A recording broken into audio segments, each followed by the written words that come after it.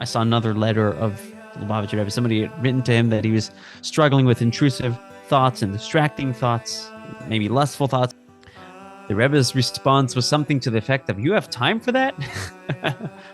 Who has time for that? There's so much more to your existence. We're going to start addressing your thoughts. Why would we address your problems? Let's address you. You're better than that. Okay, friends, the story begins. We are going to dive into a section of the Talmud that discusses a very important service that would take place every Sukkot in the Beis hamikdash, known as the simchas Beis Hashoeva, which is the joy of the water libation celebration. There were various services that took place in the Beis hamikdash on a daily basis, on a holiday basis. The daily basis services and the holiday basis services were different, but the crux of it is that every single korban, every single sacrifice, had together with it a wine libation, a wine pouring service. You'd pour wine. And actually, if you look at diagrams of the Beis hamikdash and of the mizbeach, of the altar, you'll notice that the altar actually had drains on it, designed for these libations, for these pourings. And in Jewish mysticism, it actually talks about extensively what the wine libation represents. The korban comes from the word, the sacrifice comes from the word karov, to come close. It's coming up to God, and now we have to come back down. That's the wine libation you're pouring. But once a year, you'd have water libations, water pourings, and that was always on the holiday of Sukkos, on the holiday of Sukkot. And it was considered to be a very joyous experience. These days, we have the concept of simchas Beis Hashoeva, the concept of celebrating the water libation and dancing on Sukkot without the libation part, without the Beis hamikdash part, where the Beis hamikdash has been destroyed, and now we're left just with the joy. We'll take what we can get, right? And the celebration. But it originated from that service that took place in the Beis hamikdash. And what we're about to read is a Mishnah in Tractate Sukkos, 51a. It's towards the bottom of the page. And if you have that link that I sent you could scroll to the bottom where it says Mishnah. And the Mishnah describes what the scene looked like.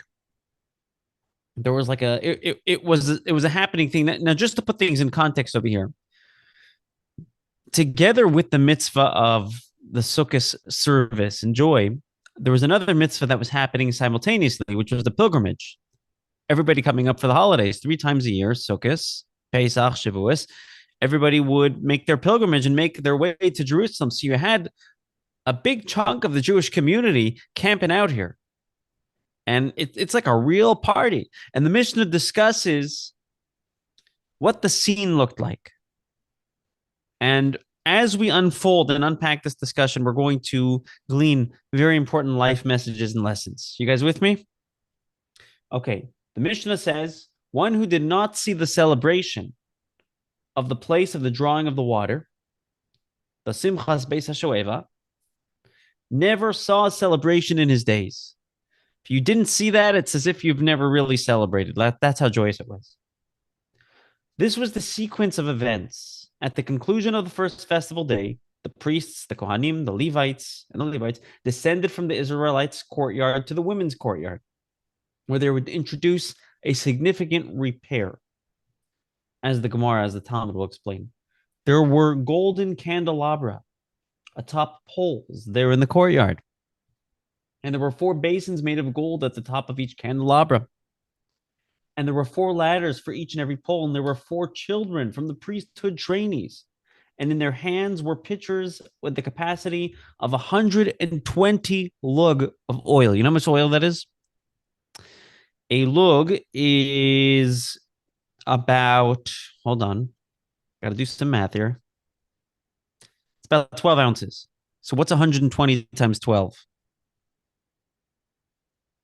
Anybody?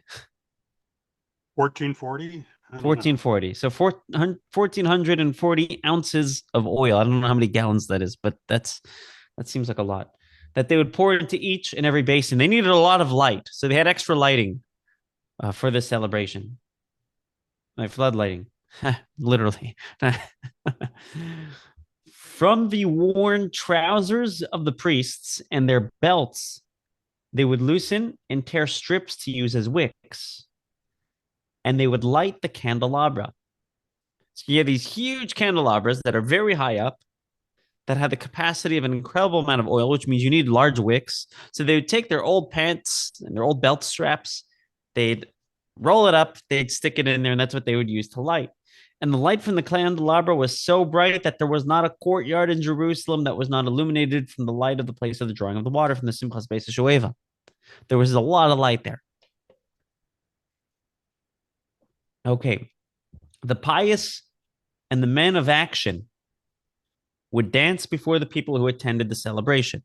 So there was a special section where all the holy guys would dance and everybody would watch. I saw in one of the talks of the Rebbe is these days in the simchas Beis Hashoeva, one of the advantages of exile is that everybody gets to dance. It used to just be the pious people. That was the system for whatever reason. But now that we don't have a formal Beis hamikdash, everybody has to dance. Okay, let's go to the top of 51b. We'll continue the Mishnah. I stopped mid. Oh, this is long. Okay, it's all good. I stopped mid sentence. What they would dance with flaming torches that they would juggle in their hands, and they would say before them passages of song and praise to God. And the Levites would play on lyres, harps, crimbals. What's a crimble? Anybody? I don't know. Some sort of instrument.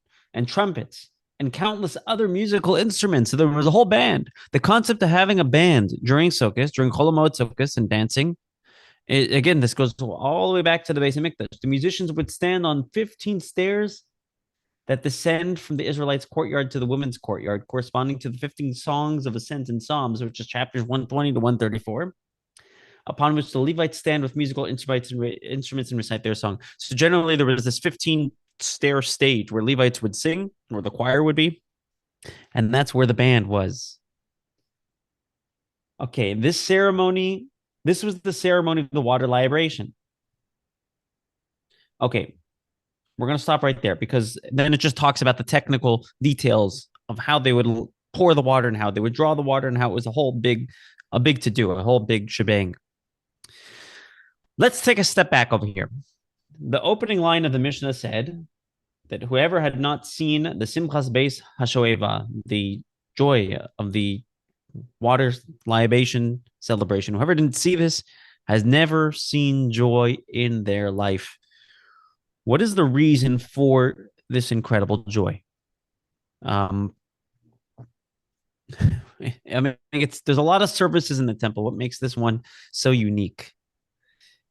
So the truth is, I've been asking myself this question for a while because I have not been able. If you look in the Talmud, you don't actually get a straight answer. If you look at the immediate commentaries on the page, the Rashi and the Tosfos and even other commentaries, you don't get a straight answer of why it was so joyous. Some maintain that, Sukkot in general is a joyous holiday. This is a specific service that is specific to Sukkot. So A plus B equals C. We must have joy, right? Some take that route. But there's actually something unique about this service. There was a song that they would sing at the service. I'll read it in Hebrew and I'll translate it into English. Ashrei mi shelo chata. Fortunate is he who did not sin. Umi shechata yashuv. And whoever did sin will return. V'yimchalo, and he'll be forgiven. That's what they would sing. So after all the dancing. And by the way, this dancing, you know what time it went until. If you continue reading the Mishnah, you'll notice that it goes until the morning. And then what do you do in the morning? Time for the next service. So when would they sleep? You wouldn't. Sukkot was 7 days without sleeping. And the Gemara there asks, the Talmud asks, well, don't you die if you don't sleep? You sleep with that. So they would doze off. They would, they would kind of doze off. This is one of the sources for the Chabad tradition of not sleeping the sukkah. It's because they never used to sleep. Now I'm going to decide to sleep, and specifically in the sukkah, we should be having joy. By the way, till this day in Crown Heights, they have simchas Beis Hashoeva. They have a band and they have dancing in the streets. They close off the street, and it's from the evening, literally until the morning, till dawn. Then you go daven, you go to work, you continue your day. Hopefully, get a cat nap, and you start over. So the tradition still continues. The purpose for this celebration is, well, let's put it this way. The month of Tishrei, especially the beginning of Tishrei, is very busy. Rosh Hashanah, it's busy. It's not much time to yourself on Rosh Hashanah. You have the 10 days of Teshuvah. You're probably, hopefully, not going to sin too much during those days, right? Because you're kind of, this is an introspective time. Yom Kippur is coming. Then Yom Kippur comes. Okay, Yom Kippur's over. We made it. We've gone through the inspiration. We've gone through the davening. There's still no time to sin because you're busy building your sukkah. You're busy choosing your esrog, choosing your lulav, binding it together, getting ready for the holiday. Then the Torah calls Sukkos. Finally, there's Sukkos, which the Torah has a name for Sukkos. The first day. If you look at the mitzvah of lulav, L'kachtem lachem bayom harishon, take for yourself on the first day. And our sages ask, well, that's not the first day. When is Sukkot? It's the 15th day. Rosh Hashanah is the first day. Rosh Hashanah is the first of Tishrei. Sukkot is the 15th of Tishrei. Why does it say take for yourself on the first day? It's the first day you can finally sin. Theoretically, I'm not saying you should sin, but it's the first day where you can finally sin and not sin. Choose not to. You theoretically could, and you'll choose not to. And if you do, you'll do teshuvah. It's the first day where you could see the practice of teshuvah. You could see the teshuvah of Yom Kippur, the connection of Yom Kippur, actually be put into practical practice. And that's why the song they would sing was, fortunate is he who does not sin, and whoever does sin will be forgiven. Even after Yom Kippur, you could still do teshuvah. The teshuvah still continues. We're still in teshuvah mode. You can finally connect to God and not sin, not because you're afraid to sin because it's Yom Kippur, and not because you're just too busy doing mitzvahs, but the holidays here, you're relaxing in your sukkah, you have a little bit of time to yourself, and we celebrate our true identity, our connection to God at that moment. And that's reflected in the water libation service. The water libation service, as explained, the Alter Rebbe, the author of the Tanya, explains this. He explains this not in the Tanya, but somewhere else. He says, you have a korban, similar idea to what I had mentioned before. A korban is done with fire, right? A sacrifice is done with fire. The water libations is water. He says you have fire relationships, you have water relationships. Fire relationships are passionate. You're in love. There's energy. You know why there's so much energy? Because you're not that close. So you need something to push you closer. The water relationship is calm because I'm not desperate for connection. I'm connected. He says it's kind of like the difference between the Pesukei de Zimra, the beginning of davening, where we kind of do it out loud with passion, and the Amida, which is private and silent. I mean, that's kind of what Yom Kippur is. It's that private moment with God. But we're finally celebrating that with the water libation on the holiday of Sukkot. When we had continued the Mishnah, we read something which, at least on the surface, seems quite bizarre. The mechanism for illuminating Jerusalem.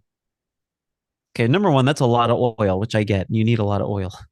You need a lot of fuel. This is dancing that's going to go all night.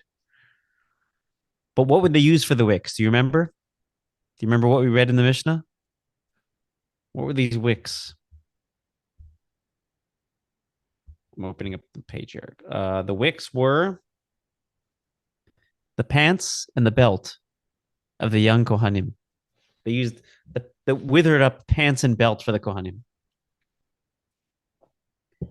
And the commentary Tosfos, one of the commentaries on the side margin of the Talmud, asks why specifically those items?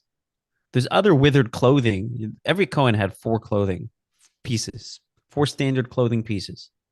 There was a specific linen shirt that had to be worn, a linen hat that had to be worn, a belt, and pants. The Kohen Gadol had 8 clothing pieces. So he had other clothing it may have withered. Yet for some reason, the Mishnah needs to tell us that it was specifically pants and it was specifically the belt. Why? You know what Tosfos answers? Tosfos was authored, let's say, a generation after Rashi. I'm just giving you historical context. Let's say 800 years ago, give or take. It was a large team of rabbis. Many of them were Rashi's son-in-laws and grandchildren. But a group of Ashkenazi rabbis. And Tosfos answers. He doesn't answer. He doesn't have an answer. He leaves the question ambiguous. He doesn't know the answer, apparently, or didn't have an answer that he felt was worth including in the commentary that was satisfactory. He just leaves it as a question. What is the purpose in using these specific, or telling us that it's these specific clothing items when there were other clothing items that can be used? Now, one way to look at it is the Mishnah is not being that specific. It was just giving examples. That's not satisfactory for two reasons. Number one, a Mishnah doesn't do that. A Mishnah is going to tell you exactly what you need to know. The Mishnah is the summary of the oral Torah, right? So you can memorize everything. It's not going to tell you things you don't need to know. Number two, it did make a point to tell us how much oil there is. Did it tell us what type of oil it is? No. So why is it telling us what type of wick? Like what's the purpose in that? Now, again, there's technical answers you might be able to find. One suggested answer that commentaries give is that maybe the other garments, not the pants, like the shirt and the hat, were used for other things like the menorah. And you wouldn't use pants for a menorah. Maybe it wouldn't be respectful then. But the answer that I had read from the Lubavitcher Rebbe, I found to be incredibly meaningful, incredibly personal, and incredibly, let's say, empowering, because there's a real lesson here. Everything in the Torah is a lesson, even minor details like this. What does a belt and pants represent? What is the function of a belt? And by the way, the function of the belt, you've seen pictures, maybe, or diagrams or drawings of the Cohen's clothing. They wore like these long robes with a belt around it. The belt was not functional. The belt wasn't to hold their pants up. What was the function of a belt? Effectively, when you see Chassidim wearing a gartel, right? One of the functions of that gartel, of that belt, is to separate between the top of your body and the bottom of your body. Because the top of your body and bottom of your body have very different functions. And in general, I mean, just say it like it is, the top of your body, which is your head and your heart and your ability to just function as a normal human being in a very refined, dignified way. And the bottom of the body, although necessary, is associated with more lustful drives, and crassness. But that's why during davening, there's a tradition to wear a belt. That's one of the reasons, right? That gartel, to separate between the upper and lower body. Pants, same thing, right? Pants is the lower body. And you take these items, and that's what you use to illuminate. That's what you use to bring light. That's what you use to light fire with, to give other people clarity. The Rebbe points out from here a powerful lesson. When it comes to negative drives that a person may have, of any form, but especially associated with what the gartel and the belt and the pants are trying to separate us from, a classic approach is problem-focused. Right? Somebody comes to you with a problem. You try to figure out what the problem is and figure out how to address the problem. In the Rebbe's worldview, let's not be problem-focused. Let's not focus on problems. Why would we focus on problems? Let's focus on strengths. And that's why throughout many Musar and ethical teachings in Judaism, you have rabbis that had discussed extensively on lust control. And many rabbis get really into it. The Rebbe didn't believe in that. From his perspective, he didn't believe that was the most effective way to deal with it. Because what happens if you're going to elaborate too much on lust control? You're ruminating about lust. That's not a good thing. The Rebbe's worldview on that was, let's focus on a better part of you. Let's not try to focus and address and define the darkness. Let's try to illuminate it with light. Let's take those pants, let's take those belts, even if they're withered away, and let's bring fire and light into it. I read in one of the commentaries, by the way, I thought this was interesting. You know how long the belt of the Kohen was? 32 amos. That's long. That's very long. That's very long. 32 amos. You know what that is? An amma is from your elbow to the tip of your finger. 32 of those. Let's say 32 times. Okay, I got to do some math again. 32 times, let's say 18 inches, give or take. What's 32 times 18? Anybody? I usually could do math in multiples of 18, but not this time. What? 32 times 18. That's, I'm not good at this.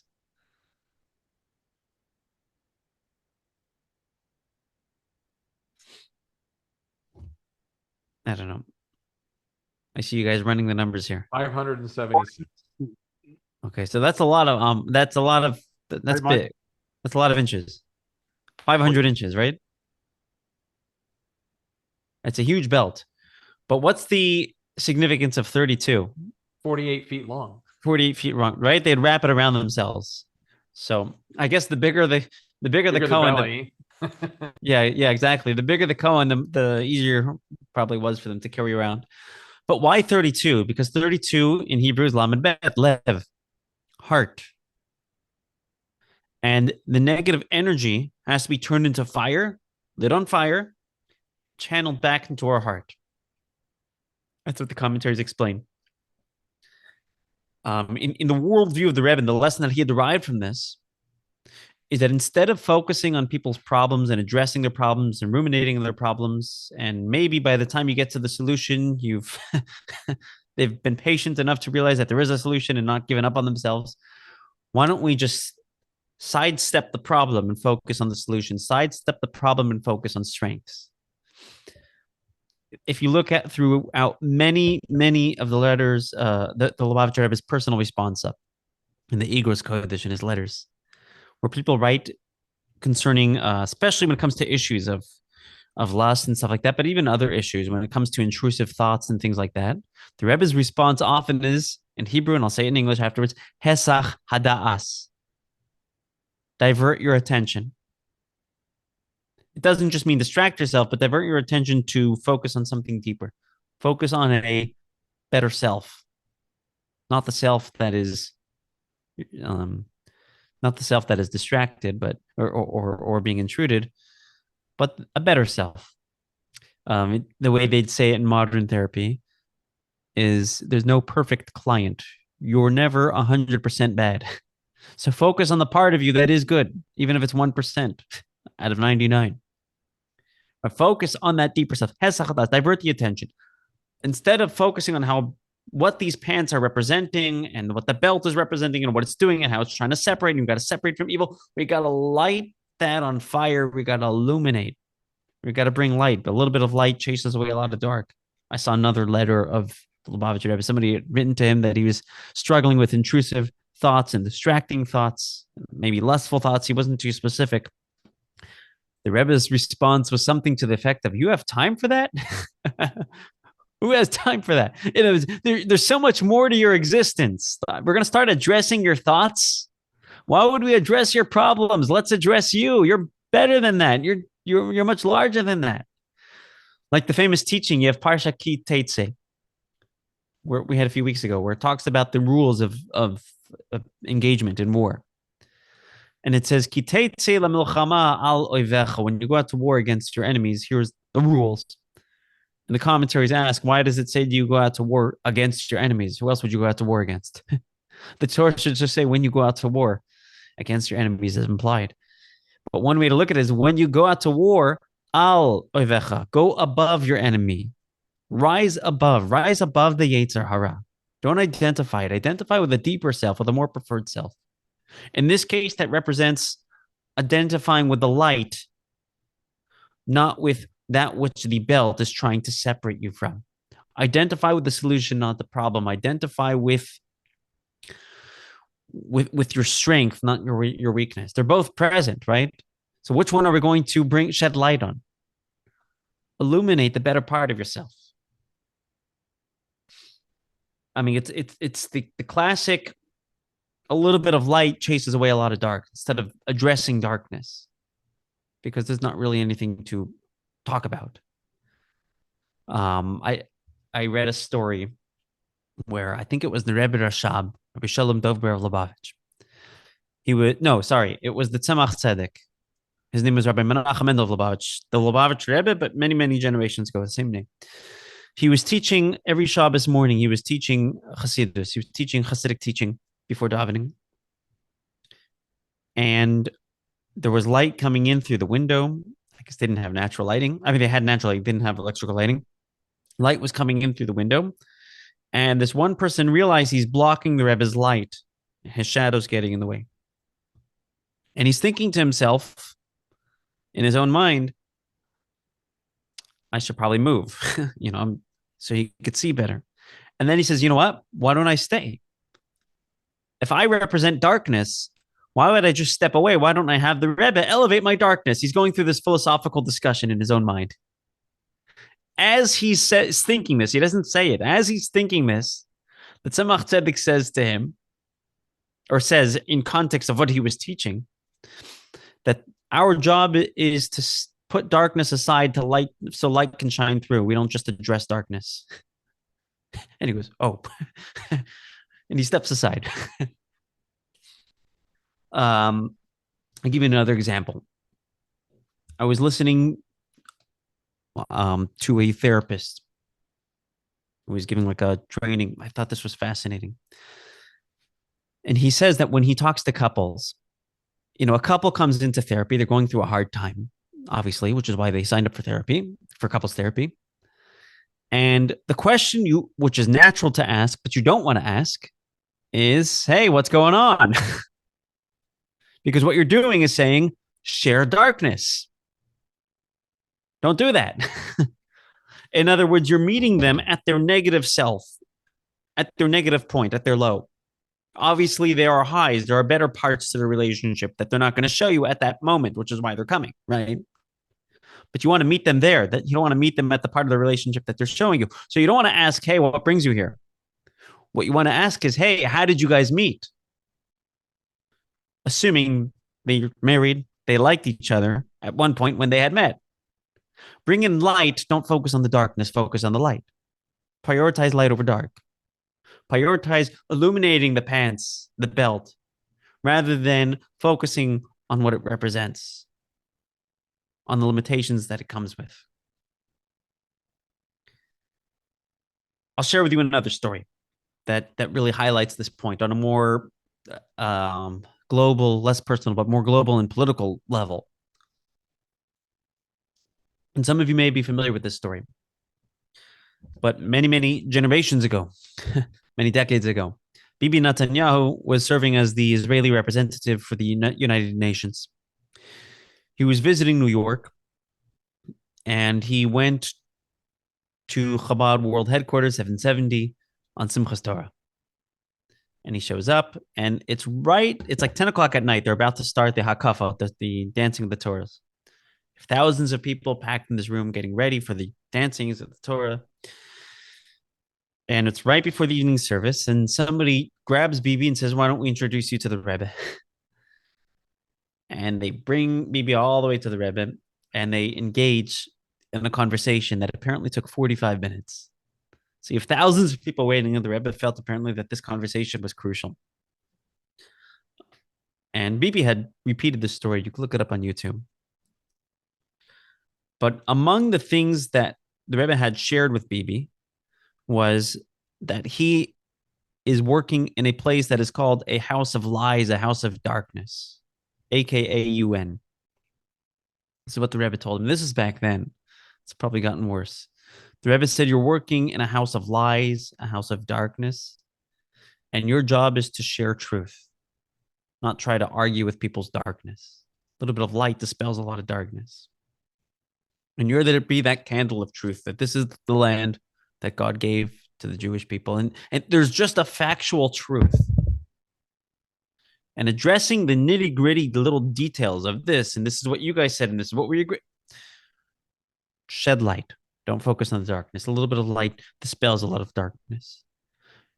The young Kohanim, to me, I find this fascinating. Sometimes children have incredible insight.